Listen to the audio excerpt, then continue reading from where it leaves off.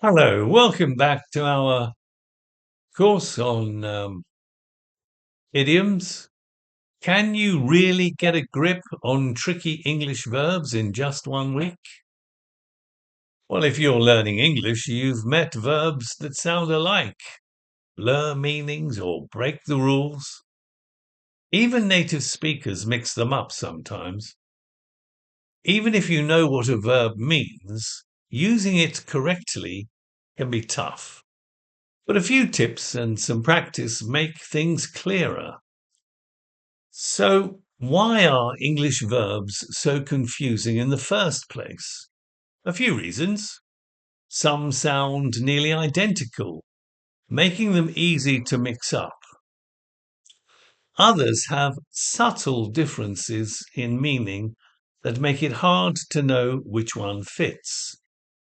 And then there are the irregular ones that seem to exist purely to cause chaos. When you're already juggling a mountain of new vocabulary and grammar, it can all feel a bit much. Take say and tell. They look interchangeable, but they're not quite. You use say when you're quoting or reporting words, without necessarily mentioning who you're talking to. Tell is more direct. It's about communicating something to a specific person. A quick way to keep them straight. Reporting equals say. Directing equals tell. Then there's make and do, another pair that trips people up. The trick here is thinking about the type of action. Making is about creating or bringing something into existence. Doing is about carrying out an activity. So you make a plan, but you do your homework. And borrow versus lend. This one's actually straightforward once you think about which direction things are moving. If something's coming to you, you're borrowing it. If you're sending it away to someone else, you're lending it. Simple as that. A useful habit with any confusing verb pair is to slow down and ask yourself what you're actually trying to say. What's the action? What's the direction?